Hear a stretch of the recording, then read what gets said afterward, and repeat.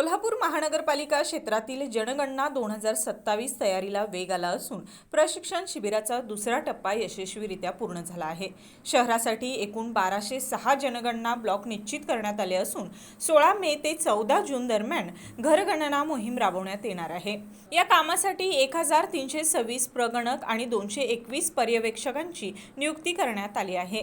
आयुक्त डॉक्टर राजेंद्र भारुड यांच्या मार्गदर्शनाखाली 4 टप्प्यात प्रशिक्षण सत्रांचं आयोजन करण्यात आलं। शेवटच्या टप्प्यात प्रगणक आणि पर्यवेक्षकांनी प्रत्यक्ष घरभेटीद्वारे जनगणना प्रक्रियेचे प्रात्यक्षिक घेतलं।